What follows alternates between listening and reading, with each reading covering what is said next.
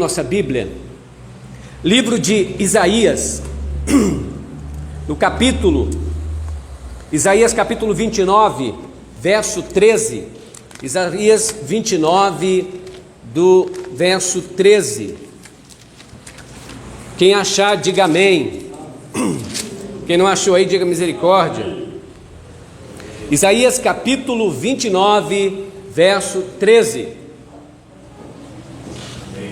a Bíblia diz: porque o Senhor disse, porque este povo se aproxima de mim, e com a boca e com os lábios me honram, mas o seu coração está longe de mim, e o seu temor para comigo consiste em mandamentos de homens em que foi instruído.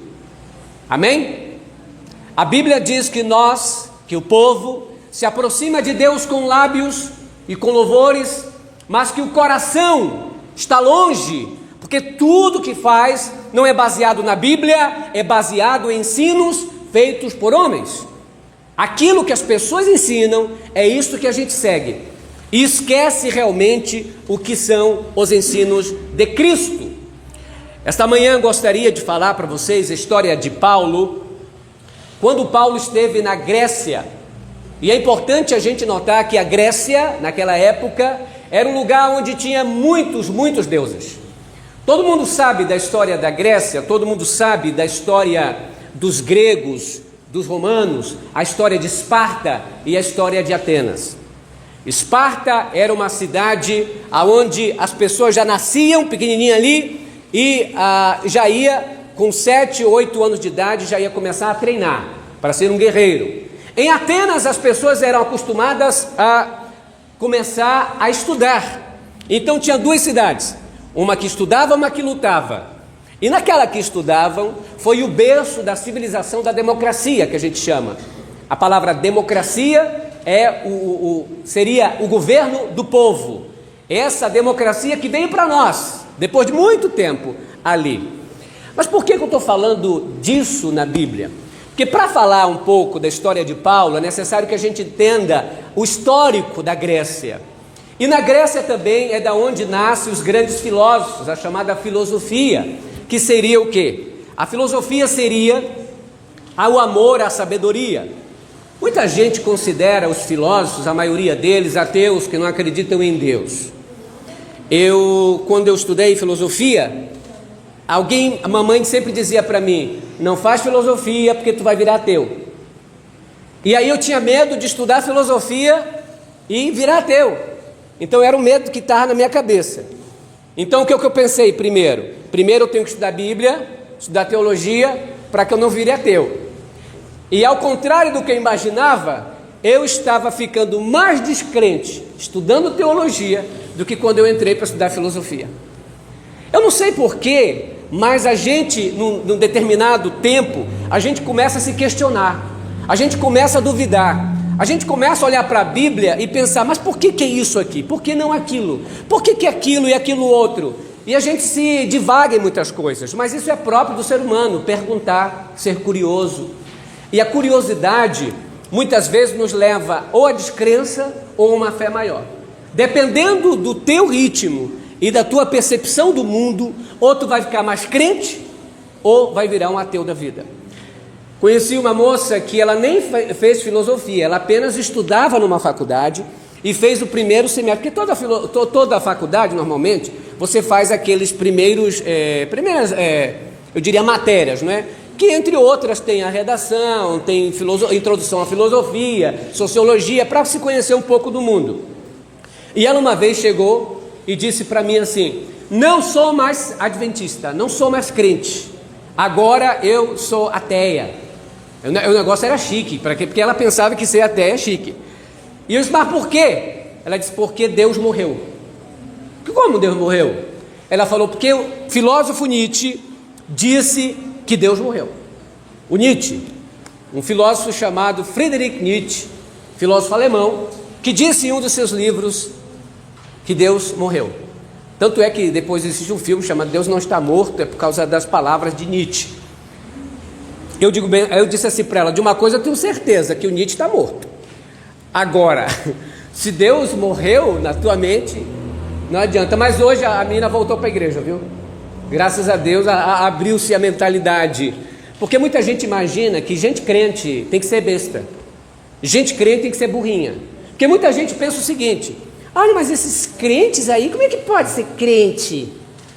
Tinha um aluno meu lá no Paranoá que dizia assim: professor, como que o senhor pode, eu lhe acho tão inteligente, como que o senhor pode ser adventista?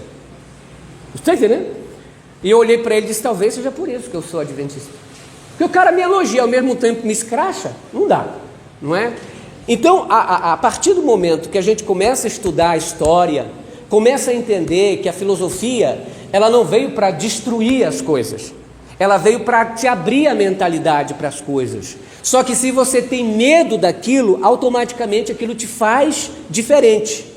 Por que eu estou falando disso? Porque Paulo, chegando lá, abram suas Bíblias, por favor, no livro de Atos. Atos no capítulo 18. Atos capítulo 18, amém? Já?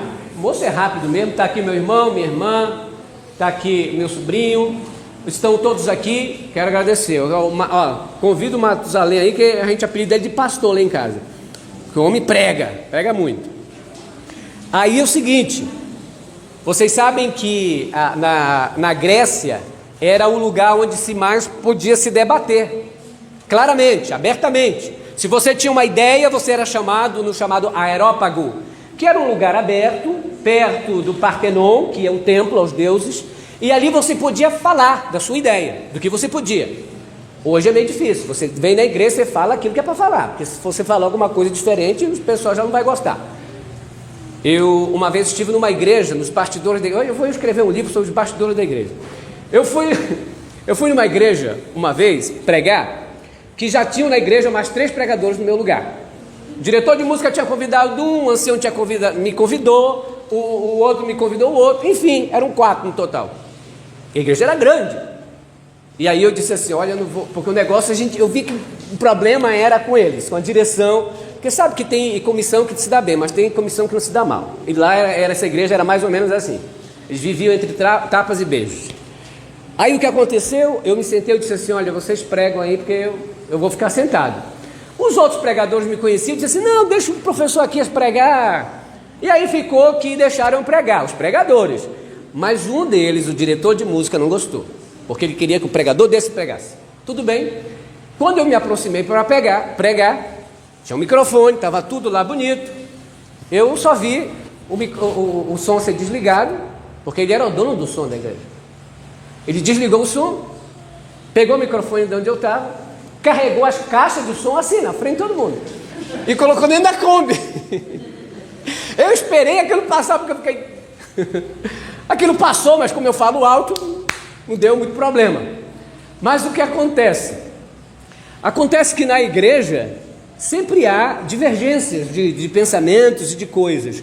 Vocês imaginem que se nós, que acreditamos na mesma coisa, que guardamos o sábado, que lemos o Espírito de Profecia, já temos nossas diferenças, imagine aquele que tem pensamento contrário. Imagine o que não tem.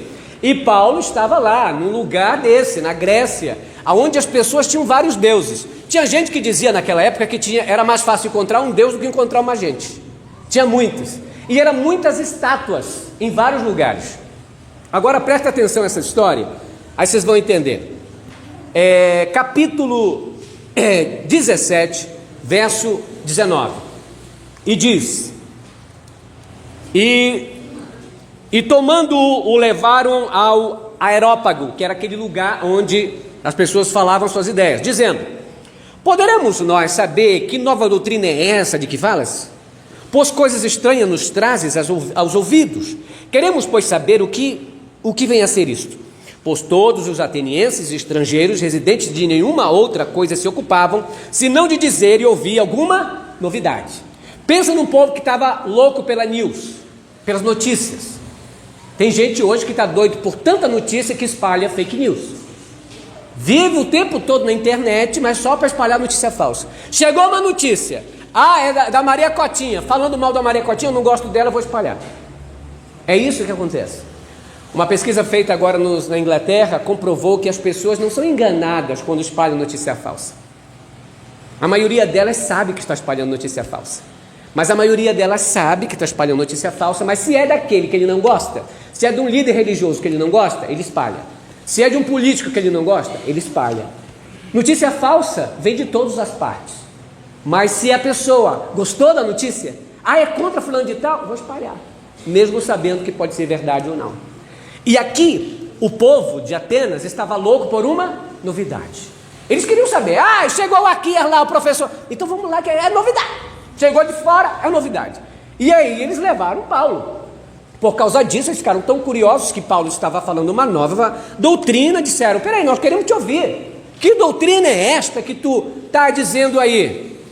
Aí a Bíblia continua, verso 22.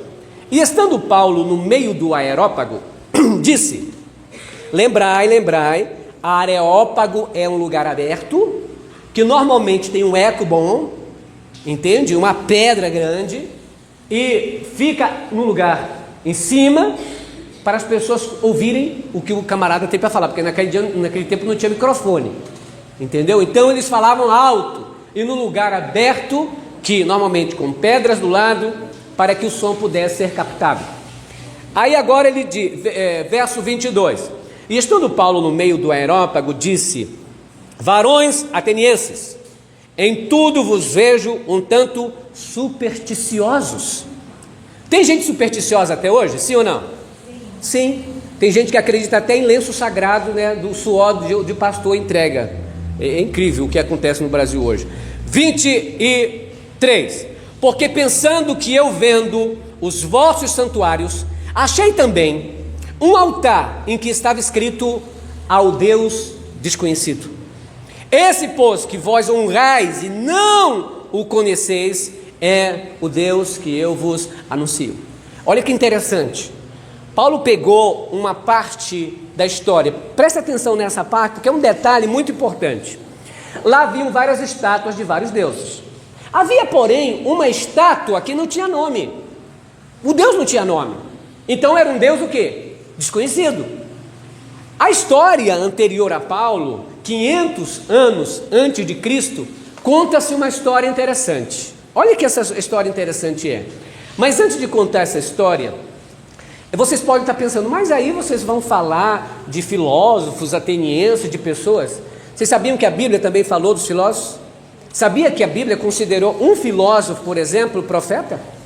Está escrito no livro de Tito, preste bem atenção. No livro de Tito está escrito assim sobre os cretenses. São homens, não é?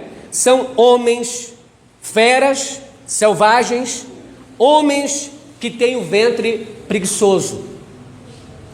Ele, o Parmênides, falava isso. O Parmênides, que era uma pessoa, aliás, Parmênides não, Epimênides.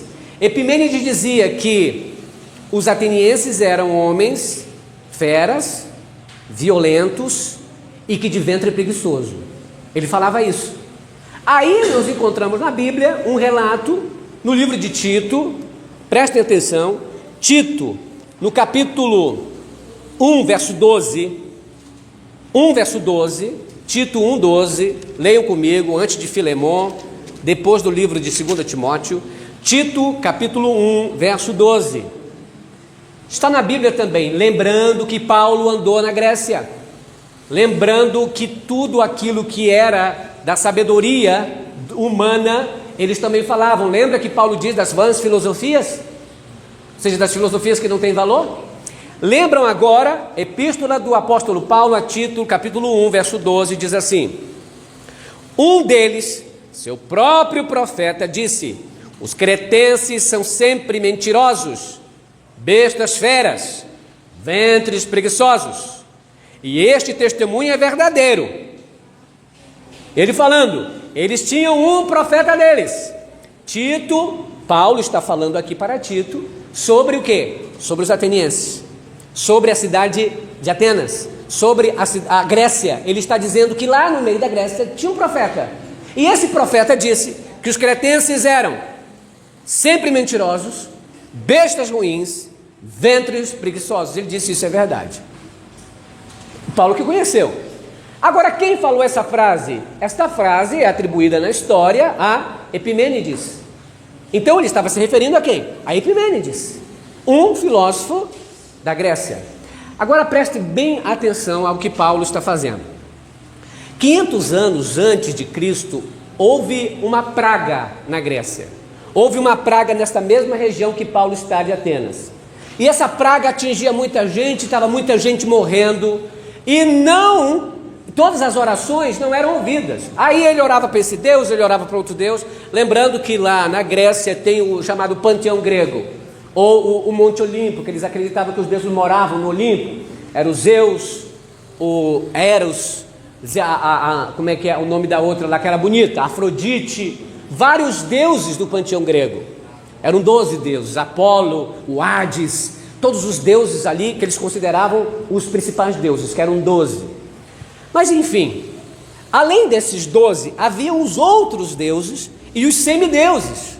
Então era estátua para todo lugar. Só que aconteceu, Paulo, eles tiveram uma praga. Cada um orava para o seu Deus, mas a praga não resolvia. Foi aí que eles lembraram de um homem muito sábio lá em Atenas, na Grécia. O nome dele era Epimênides. E eles disseram, vamos conversar com o Epimênides, porque o Epimênides tinha ideias diferentes. O Epimênides sempre ia contra essas práticas religiosas. O Epimênides criticava a política. E eles buscaram ele lá. Quando foram que eles pegaram Epimênides, disseram, Epimênides, nos diz, como nós vamos nos livrar desta praga? E ele falou o seguinte, nós temos que fazer o nosso culto a um Deus. Ele disse, mas qual? Todos nós já fizemos e nada resolveu. E a história diz que ele pegou então as ovelhas e disse, as ovelhas vão decidir aonde nós vamos adorar o Deus. Qual é o Deus que a gente tem que adorar? E levou as ovelhas lá para o Areópago, no mesmo lugar que o Paulo estava agora, 500 anos depois.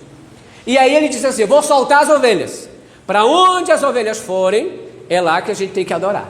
E soltou as ovelhas, só que o que as ovelhinhas fizeram? Desceram um monte. Foram descendo e o povo acompanhando. E aí elas passaram pela estátua de um Deus, não pararam, foram embora. Passaram pela estátua de outro, foram embora. No final do trajeto das ovelhas, elas ficaram num lugar onde não havia estátua nenhuma. Ali no lugar, e deitaram. E aí disseram, e agora? Disse, é aqui o local. Ele disse assim, mas não tem Deus nenhum. Ele disse, exatamente. Vamos fazer uma estátua de um Deus que a gente não sabe qual é. Este Deus aí é que vai livrar a gente dessa praga. E aí mataram as ovelhas, fizeram os seus sacrifícios e a praga cessou. E Paulo agora, 500 anos depois, ele sabia que havia aqui uma estátua do Deus desconhecido. E perguntaram para Paulo, qual é o Deus que tu segue? Ele disse, vejo que aqui tem muitos deuses, que aqui tem muita superstição. Vocês sabem aquele lugar onde está escrito ao Deus desconhecido? Aí todo mundo, sim, pois é aquele Deus que eu estou anunciando. Esse é o Deus de verdade. Entende? Ele usou a filosofia, ele usou a história para apresentar para eles o Deus verdadeiro. O Deus que criou o céu e a terra. O Deus que não faz separação de pessoas. Porque o Deus que desune, que mata, que restringe liberdade, porque hoje no Brasil está moda. Está moda você ser violento, está moda você querer matar os outros, está na moda. Crente tem que usar arminha agora. Não é mais Bíblia, é arma. Totalmente diferente do que Cristo nos ensinou. E eu digo que isso vai resultar num grande perigo para a sociedade adventista. Por que eu digo isso? Porque lá no final das contas, que nós sabemos, quando as coisas se unirem de tal modo, nós não seremos lembrados. Nós não seremos lembrados. Não é nós que estamos sendo representados em governos. É preciso que a gente entenda isto. A igreja tem que ser separada do Estado sempre. Igreja, governo é governo. Se fizer as coisas assim, vai dar um sincretismo religioso político que não vai acabar bem. A história já falou para a gente sobre isso. Entre religião e política não tem que ter união. Eles para lá, nós para cá. Eu até, para as pessoas que estão assistindo no nosso canal, eu digo uma coisa que é sempre bom que a gente lembre. Jesus dizia: dai de César o que é de César, de Deus o que é de Deus. Impostos ao governo, palavra de Deus a Deus. A honra e glória a Deus aqui. Que eles não venham de lá e tentem implantar aqui dentro. É por isso que eu sempre afirmo que é importante a gente notar isto, que quando Paulo está ali levando a palavra de Deus, ele leva a Deus. Ele não leva o nome de Roma, ele não leva o nome do judeu, ele não leva o governo judaico, ele não leva Herodes, ele não leva Pôncio Pilatos, ele não leva o imperador, ele leva Deus. Nenhum governo, por melhor que seja, não representa Deus. E isso a gente tem que ficar ciente. A Bíblia fala assim, vamos ler um pouco mais. 1 João capítulo 4, verso 8. 1 João 4, 8 diz: aquele que não ama não conhece a Deus, porque Deus é amor. Aí alguém pergunta: você conhece Deus? Perguntaram uma vez de um professor de teologia: você conhece Deus? Ele disse: claro que eu conheço, eu sou professor de teologia. Aí disse assim: eu perguntei para você quem era Deus, se você conhece Deus, não se você já ouviu falar ou estudou sobre ele. Porque uma coisa é você ler na Bíblia sobre Deus, outra coisa é você conhecer na sua vida, outra coisa é você conhecer as práticas. O que acontece hoje em dia é o seguinte: as igrejas, elas estão crescendo em número, mas o número não está sendo qualidade. Todo mundo está usando camisa de Jesus. Eu sou evangélico, eu sou de Jesus. Mas que tipo de qualidade é essa? Que tipo de crente é esse? Eu li um dia desse na Folha de São Paulo, um grupo de neopentecostais invadiu a igreja, o centro de candomblé, umbanda, quimbanda, quebrando, ameaçando pessoas, armados. E eu pergunto: será que Jesus faria isso? Jesus faria o que eles estão fazendo hoje? Então é um absurdo que nós ainda concordemos com esse tipo de coisa. A nossa religião, o nosso cristianismo está correndo um sério risco, porque o diabo pode destruir de duas maneiras a igreja. Ele pode destruir de fora para dentro ou de dentro para fora. E quando a peste é dentro, quando a semente é dentro, acontece dentro, é pior, porque ninguém percebe. As pessoas não percebem. E fica todo mundo doido, fica todo mundo louco, achando que é uma coisa só. Isso aí é reflexo do mundo, não é só aqui no Brasil, não. É reflexo do mundo. A ignorância do povo de Deus é não conhecer a Deus. Não conhecer a Deus. Ele diz: aquele que não ama, não conhece. Se você não ama, como pode dizer que conhece? Quem não conhece a Deus não pode mostrar Deus para os outros. Não pode, de maneira nenhuma. Eu sempre dizia, logo que eu comecei a pregar o evangelho, tu quer conhecer um Deus chato, um Deus vingativo? Fala com alguém vingativo e chato sobre Deus, que ele vai te explicar ele mesmo. Ele é o Deus. É mais ou menos aquilo que a gente fala para a criança: olha, não faz isso aí, porque Deus não gosta. Na verdade é ele que não gosta. Ele diz que Deus não está gostando por causa dele. Ele engana a criança, ele engana os pequenininhos, colocando medo neles. E eu lembro de uma história que conta do garotinho que estava tomando café da manhã, estava tomando seu leite, e aí a mãe dizia: cuidado que esse leite não vai derramar, porque tu sabe que tem criança morrendo lá na África, como se a culpa fosse da criança aqui. Aí o que a criança fez? Ela, com medo, tadinha, acabou derramando leite, porque quando a gente fica nervoso, a gente acaba fazendo besteira, né? E aí derramou o leite. Aí o garotinho já ficou assim: olha só, o que você fez? O que você fez? Com tanta criança passando fome, você faz isso. Agora Deus vai te castigar. Deus vai te castigar. Ela pegou o garoto, colocou lá no porão da casa. Deus ia castigar o garoto. Deus estava castigando o garoto. Colocou ele lá, o garotinho ficou lá na janela, tinha umas grades assim, e ele ficou olhando. Daqui a pouco deu um temporal, sabe, aqueles raios e trovões. O garotinho olhou para fora e disse: poxa, esse barulho todinho, Deus, por causa de um copo de leite, pelo amor de Deus. Ou seja, o garotinho introduziu na vida dele que Deus é assim, que Deus é mau, que Deus castiga, que Deus está pronto para fazer. Nós vamos ter um momento, gente, para apagar o pecado do mundo, a Bíblia diz. E virá o nosso Deus e não se calará. Diante dele o fogo irá consumindo e haverá grandes tormentos ao redor dele. No livro de Ezequiel, capítulo 7, diz: e Deus vai trazer ao povo que é ímpio o fogo. Deixa que Deus traga o fogo. Vocês querem trazer o fogo? A gente quer trazer o fogo e a gente vai trazer o fogo? Que santidade é essa nossa que vai queimar os outros? Tinha uma vez uma secretária na minha igreja, eu tinha uns 17, 18 anos, que ela falava tudo que a gente ia fazer na igreja nada prestava, tudo que a gente fazia nada prestava. Ela sempre dizia que a coisa era do diabo, a coisa era do capeta. Um dia eu cheguei com ela e disse assim: irmã, a senhora que é secretária do diabo, me diga uma coisa, quantas pessoas... E ela se ofendeu. Aí disse: o quê? Eu digo: irmã, a senhora fala mais do diabo do que de Deus. Sabe todo mundo que vai e que não vai para o inferno. Pode ser secretário do diabo, não é possível que eu não anote tudinho lá. E olha, mas tem igreja que está falando mais do diabo do que de Deus. É o tempo todo do capeta, do demônio, tudo é isso e aquilo. Analisar de uma forma racional, como Paulo analisava. É racional, é pegar e dizer: peraí, não, meu Deus, deixa eu comparar aqui na Bíblia. Eu sempre lembro das frases do pastor Alejandro Bulhon, que diz assim: em caso de dúvida, pense: se Jesus estivesse no meu lugar, faria o que eu estou fazendo? Andaria do jeito que eu estou andando? Falaria do jeito que eu estou falando? Pensa. O exemplo para nós não é a Marilei, não é o Aquias, não é o irmão, não é este aqui. O exemplo maior para nós é Jesus. É Ele que a gente tem que seguir. E se nós seguirmos a Cristo, exemplo nós seremos. Nós seremos exemplo. Quando a gente seguir a Cristo. Não exemplo porque eu sou exemplo, eu sou exemplo. Tinha um crente que dizia assim: irmão, me orgulho de ser humilde, me orgulho de ser santificado.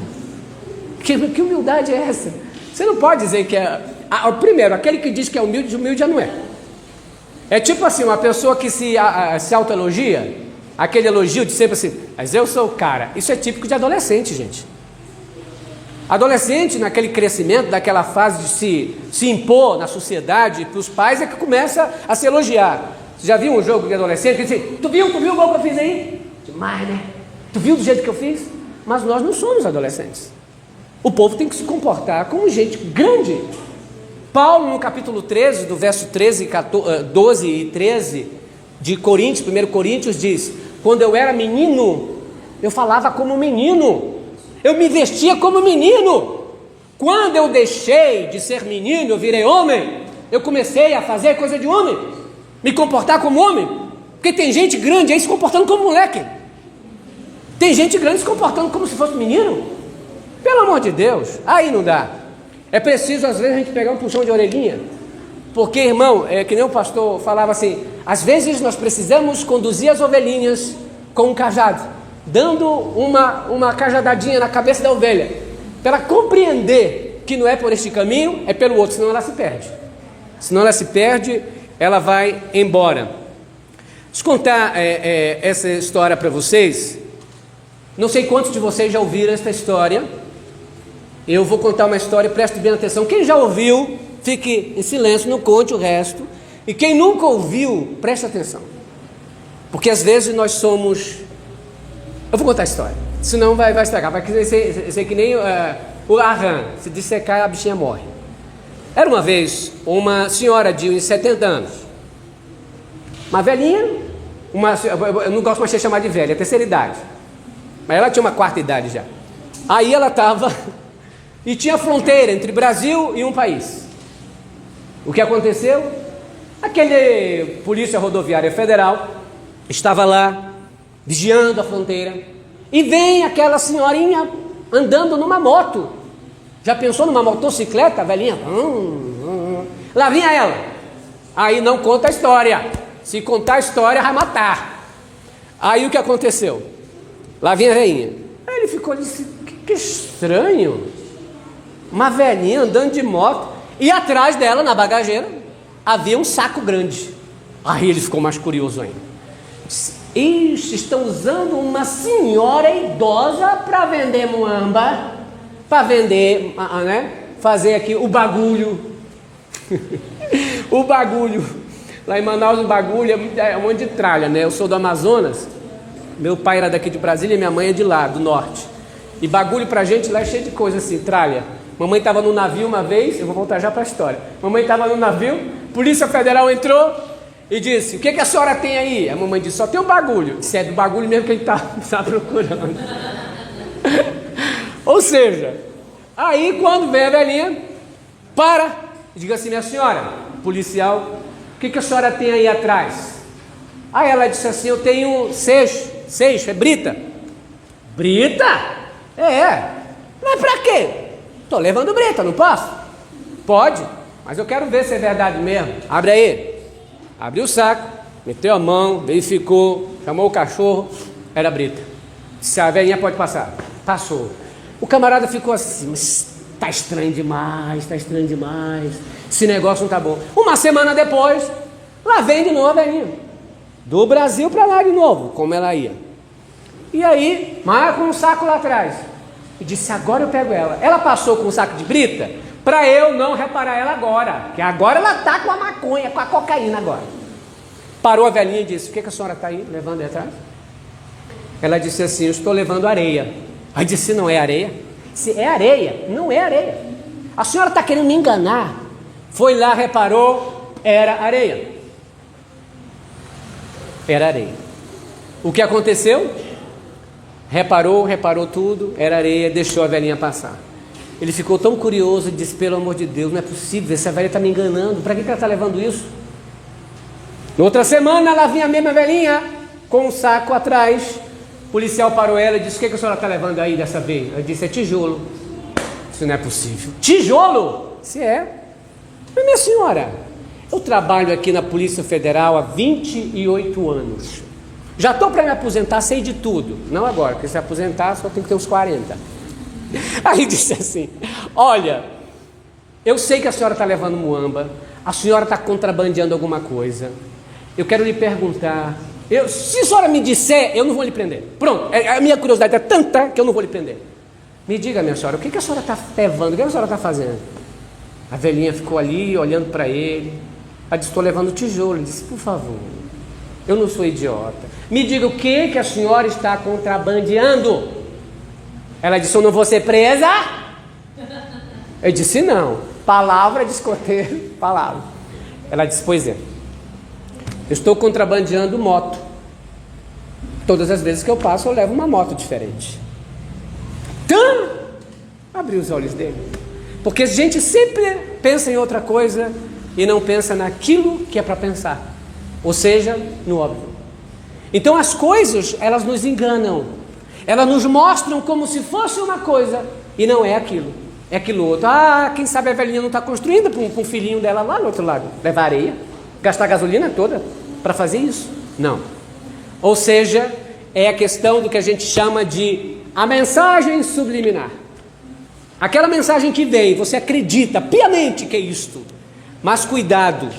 A Bíblia diz: nem todo que me diz Senhor, Senhor, entrará no reino do céu, mas aquele que faz o quê? Que faz a vontade do meu Pai que está no céu. Não é falar.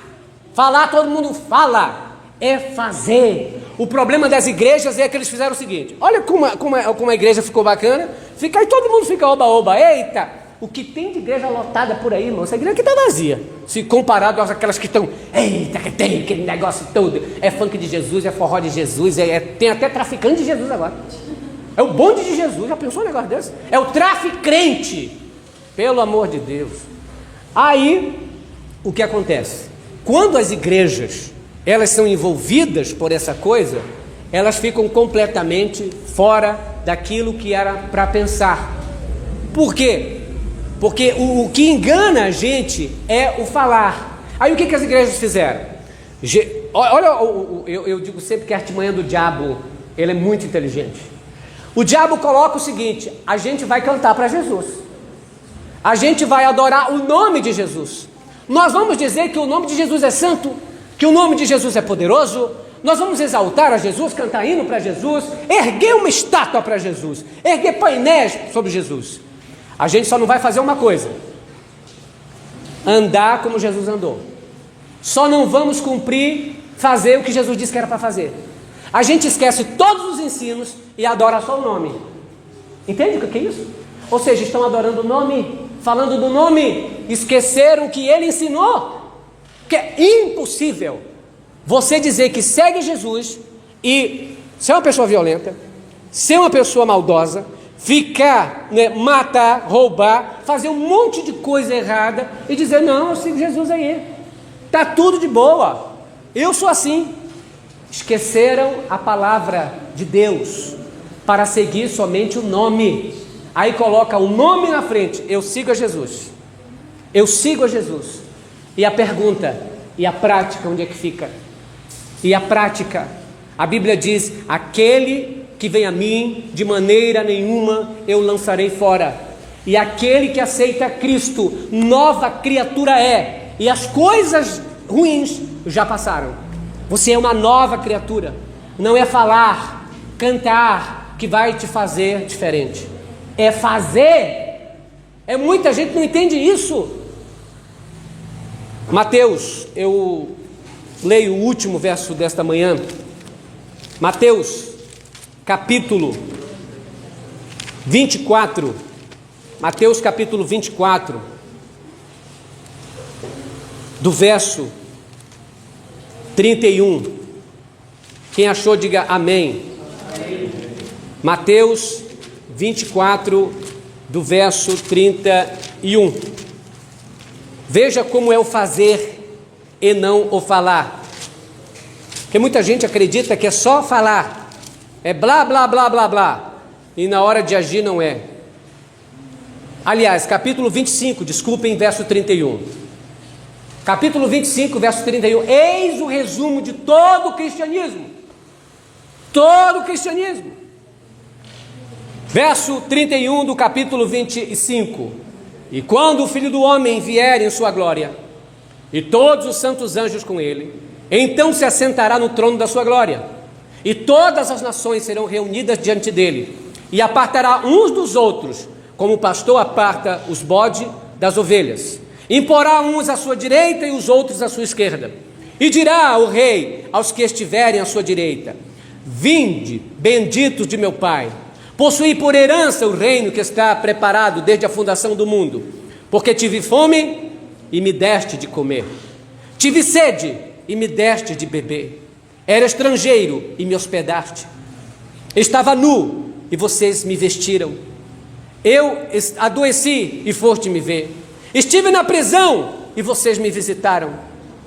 Então os justos lhe responderão dizendo: Senhor, quando te vimos com fome e te demos de comer, ou com sede e te demos de beber? E quando foi que te vimos estrangeiro e te hospedamos, ou nu e te vestimos? E quando foi que o Senhor estava na prisão e a gente foi lhe ver? E respondeu-lhe o rei, lhe dirá: em verdade vos digo, que quando fizeres essas coisas aos pequeninos, a mim me fizeram. Isso é cristianismo? O resto é blá blá blá. Chega de achar que as pessoas que falam o nome de Deus estão falando em nome de Deus. A Bíblia mostrou uma pessoa que fala em nome de Deus, e essa pessoa foi Jesus Cristo. O resto é pecador que nem eu. Aqui no livro de Hebreus capítulo 1 disse: havendo Deus outrora falado pelos profetas e pelas visões, hoje em dia fala por Jesus Cristo, e é através dele que nós conhecemos a Deus. Se Jesus esteve aqui na terra, andou do jeito que andou, fez as coisas que é para fazer, por que a gente tem que olhar para os homens e dizer o que é para fazer? Jesus já explicou o que é para fazer, pelo amor de Deus. Ali está o que é para fazer. Por que eu tenho que ir contra os ensinos de Cristo para andar somente nos ensinos de homens, nas vãs filosofias? Querido irmão, é preciso que a gente tenha uma consciência muito grande, que talvez os deuses que a gente está seguindo sejam Deus A, Deus B, esquerda, direita, aquele outro, e esquecemos que o Deus de verdade foi representado por Cristo Jesus, aquele que deu a vida pelos amigos, aquele que disse: não há maior amor do que este, de dar a vida pelos seus próprios amigos. É esse Cristo que eu quero apresentar para vocês. É aquele Deus desconhecido que ninguém tinha nome. Como Paulo disse, este Deus que não tem nome, este Deus desconhecido, é este Deus que a gente precisa conhecer. Porque é diferente dos deuses que a gente está acostumado a entender aqui na nossa mente.